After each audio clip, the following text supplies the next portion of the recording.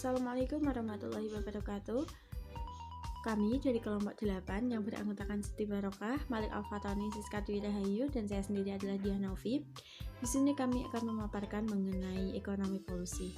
Nah, di ekonomi polusi ini kita membagi menjadi beberapa subtema. Yang pertama ada ekonomi lingkungan, kemudian valuasi ekonomi, dampak kegiatan ekonomi terhadap kondisi sosial dan ekonomi masyarakat, kemudian cara menanggulangi dampak negatif kegiatan ekonomi terhadap lingkungan, dan yang terakhir adalah pemanfaatan sumber daya alam terhadap kegiatan ekonomi. Selanjutnya kita akan langsung kepada materi pertama, yaitu Mbak Siti Barokah. Waktu dan tempat dipersilahkan. Assalamualaikum warahmatullahi wabarakatuh. Perkenalkan, nama saya Siti Barokah, NIM 126. Saya akan menjelaskan sedikit terkait ekonomi lingkungan. Ekonomi lingkungan, sebelumnya untuk memahami konsep dasar ekonomi lingkungan perlu penjelasan yang terperinci dulu mengenai pengertian dari ekonomi lingkungan dan ekonomi lingkungan. Kalau ekonomi itu mempelajari bagaimana masyarakat memutuskan apa dan untuk siapa suatu barang itu diproduksi. Jumlah sumber daya yang tersedia juga terbatas. Nah, dengan jumlah sumber daya alam yang terbatas itu diupayakan bagaimana caranya agar bisa memenuhi kebutuhan manusia secara maksimal gitu. Kemudian yang selanjutnya lingkungan. Lingkungan merupakan kesatuan ruang dengan semua isinya termasuk manusia beserta perilakunya, yang bisa mempengaruhi kesejahteraan kehidupan manusia serta makhluk hidup lainnya. Lalu ekonomi lingkungan. Nah, ekonomi lingkungan sendiri itu mempelajari bagaimana usaha manusia mengalokasikan sumber daya yang terbatas untuk memenuhi kebutuhannya dengan memperhatikan kelestarian lingkungan. Intinya, ekonomi lingkungan itu adalah ilmu yang mempelajari kegiatan manusia dalam memanfaatkan lingkungan.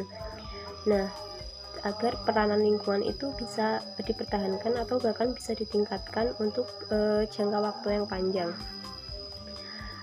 Sumber daya alam berupa air, udara, lahan, dan sumber daya yang lainnya, sumber daya alam lainnya itu memberikan barang dan jasa yang bisa dimanfaatkan secara ekonomis oleh manusia, sehingga semua orang yang ada di muka bumi ini kan bisa memanfaatkan.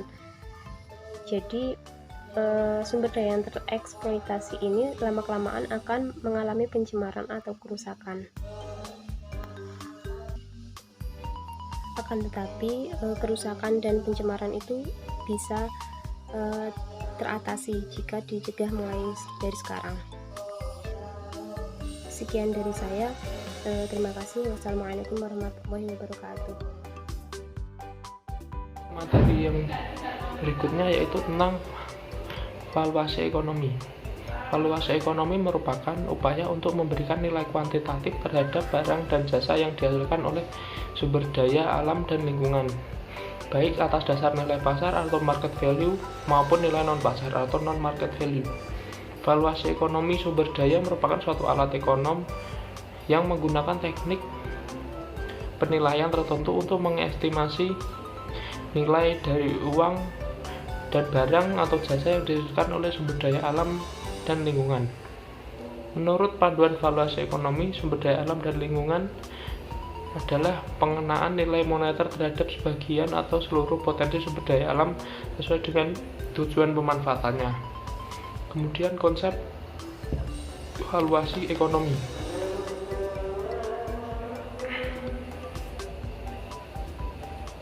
Konsep valuasi ekonomi yaitu menghasilkan barang dan jasa yang dapat dikonsumsi, juga menghasilkan jasa-jasa lingkungan yang memberikan manfaat lain, misalnya manfaat keindahan, rekreasi. Mengingat pentingnya manfaat dari sumber daya alam tersebut, maka manfaat tersebut perlu dinilai. Misalnya nilai lahan sawah sebagai sumber air tanah yang dibutuhkan oleh petani dan masyarakat di sekitarnya.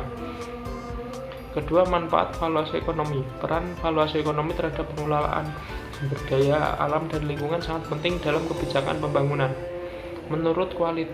Menurunnya kualitas sumber daya alam dan lingkungan merupakan masalah ekonomi, sebab kemampuan sumber daya alam tersebut menyediakan barang dan jasa yang juga semakin berkurang, utamanya pada beberapa kasus sumber daya alam yang tidak dapat dikembalikan seperti semula.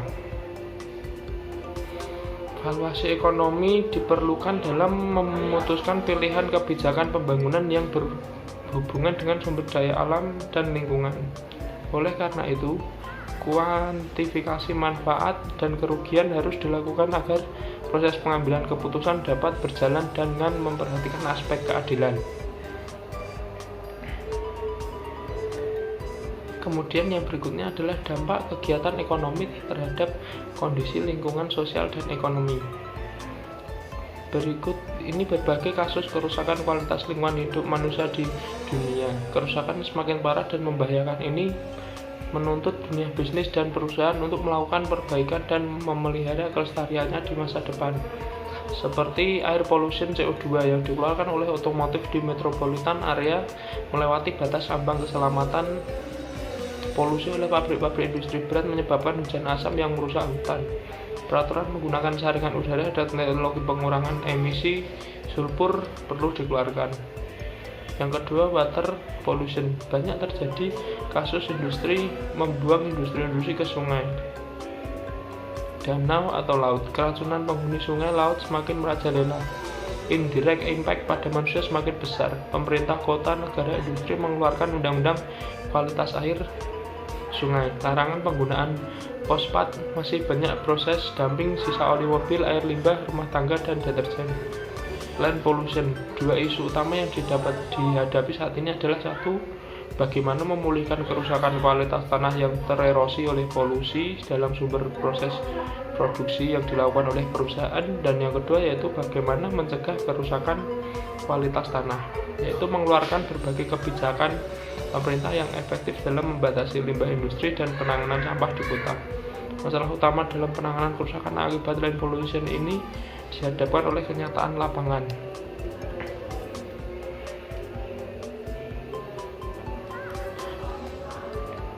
Kemudian dampak industri secara umum berdampak positif maupun negatif. Di antaranya dampak positif pembangunan industri, yaitu yang pertama menambah penghasilan penduduk, yang kedua menghasilkan aneka barang, yang ketiga memperluas lapangan pekerjaan, dan keempat mengurangi ketergantungan negara lain, kelima memperbesar kegunaan bahan mentah, dan keenam bertambahnya devisa negara. Kemudian dampak negatif pembangunan industri, satu terjadinya arus urbanisasi, yang kedua terjadinya pencemaran lingkungan, yang ketiga adanya sifat konsumerisme atau konsumsi yang berlebihan, keempat lahan pertanian semakin kurang, yang kelima cara hidup masyarakat berubah, keenam limbah industri menyebabkan polusi tanah, yang ketujuh terjadinya peralihan mata pencarian. Kemudian yang materi berikutnya akan disampaikan oleh teman saya Mbak Siska. Baik, saya di sini akan melanjutkan materi dari Mas Malik. Itu selanjutnya cara menanggulangi dampak negatif dari kegiatan ekonomi terhadap lingkungan.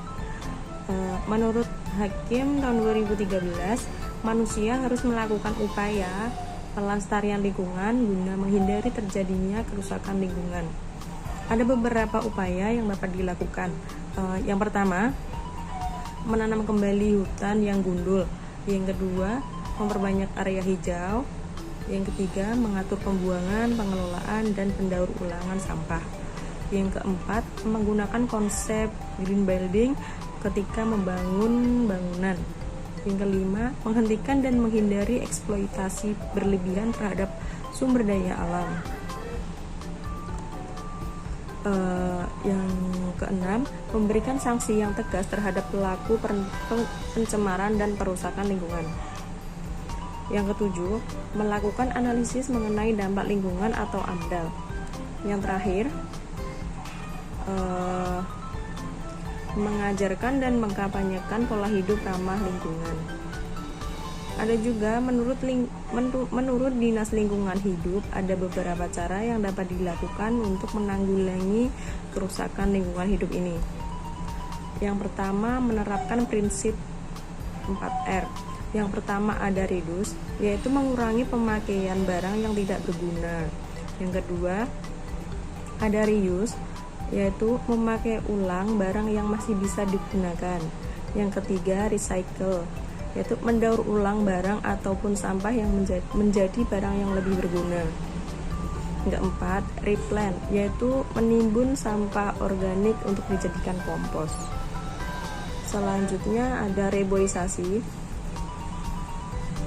Jika hutan rusak, maka di beberapa negara juga merasakan efeknya. Tentu yang akan pertama merasakan akibatnya yaitu negara yang merusak lingkungannya sendiri. Untuk itu, kita sebagai manusia yang menikmati dan memanfaatkan keberadaan hutan, seharusnya kita menjaga dan jangan pernah merusak hutan yang ada. Yang ketiga ada bioremediasi. Bioremediasi ini merupakan pemanfaatan mikroba ataupun tanaman dari kontaminasi. Jadi, limbah yang dibuang harus dibersihkan dulu kontaminasinya. Dengan adanya bioremediasi ini, limbah yang akan dibuang tidak menimbulkan dampak buruk bagi lingkungan. Yang keempat, rehabilitasi lahan. Rehabilitasi lahan ini menjadi salah satu upaya untuk mengendalikan lahan secara ekologis dan juga menjadi upaya untuk mengendalikan lingkungan fisik untuk bisa difungsikan lagi. Yang terakhir ada reklamasi pantai. Reklamasi pantai ini merupakan kegiatan pemulihan pantai untuk menyelamatkan lahan yang kritis dan mati menjadi lahan yang lebih produktif lagi. Baik, begitu yang dapat saya sampaikan. Materi selanjutnya akan disampaikan Mbak Diah Novi. Terima kasih. Oke, kita menuju pembahasan terakhir, yaitu pemanfaatan sumber daya alam terhadap kegiatan ekonomi. Tentunya sumber daya alam ini tidak usah diragukan lagi pentingnya dalam kehidupan manusia, karena sumber daya alam ini tidak hanya membantu kita dalam melakukan kegiatan ekonomi, tetapi juga kegiatan sosial dan lain sebagainya. Akankah begitu? Tapi dalam melakukan pemberdayaan dalam kegiatan ekonomi ini masih kurang keprihatinan manusia terhadap sumber daya alamnya, sehingga manusia seringkali mengambil sumber daya alam tanpa memperhatikan resiko yang ada, seperti dalam pemanfaatan besar-besaran tanpa mempedulikan bagaimana nanti ke depannya. Untuk itu kita perlu melakukan adanya valuasi. Konsep dasar dari valuasi merujuk pada kontribusi suatu komoditas untuk mencapai tujuan tertentu. Dalam konsep ekologi, sebuah gen bernilai tinggi apabila mampu berkontribusi terhadap tingkat survival dari individu yang memiliki gen tersebut. Peran valuasi ekonomi terhadap pengelolaan sumber daya alam dan lingkungan sangat penting dalam kebijakan pembangunan valuasi ekonomi. Diperlukan dalam memutuskan pilihan kebijakan pembangunan yang berhubungan dengan sumber daya alam dan lingkungan. Melihat manfaat dari valuasi ekonomi yang begitu penting dalam memutuskan pihak kebijakan, maka yang perlu diketahui adalah hasil dari studi valuasi ekonomi sumber daya alam untuk tidak bersifat definitif dan tidak dapat ditransfer pada lokasi dan kondisi yang berbeda. Jadi pada dasarnya kita perlu mengetahui bagaimana sumber daya alam itu sumber daya alam terbarukan atau tidak dapat diperbaharui, agar nantinya kita dapat memanfaatkan sumber daya itu dengan sebaik-baiknya. Jika nanti tidak ada pengganti barang sumber daya alam itu, maka kita perlu mengirit-irit, atau dalam bahasanya kita perlu berhati-hati dalam penggunaannya agar tidak boros dan digunakan dalam waktu yang berkepentingan saja. Begitu, terima kasih. Wassalamualaikum warahmatullahi wabarakatuh. Kita sampai pada materi terakhir, yaitu mengenai kesimpulan. Pada dasarnya bahwa sumber daya alam ini perlu kita jaga dengan sebaik mungkin agar tidak terjadi kepunahan. Juga diperlakukan adanya valuasi ekonomi agar terjadi nilai pertambahan pada barang atau jasa itu. Cara penanggulannya berbagai macam, seperti yang telah disebutkan oleh teman-teman saya, yaitu dengan cara penanaman kembali hutan yang telah gundul, dengan cara pengurangan limbah sampah di berbagai kali ataupun sungai, dan lain sebagainya. Masih banyak yang bisa kita lakukan untuk menjaga kelestarian lingkungan kita sendiri. Untuk itu, sekian dari kelompok kami. Apabila terdapat salah kata kami mohon maaf yang sebesar-besarnya. Akhirul kalam, wabillahi taufiq wal hidayah. Wassalamualaikum warahmatullahi wabarakatuh.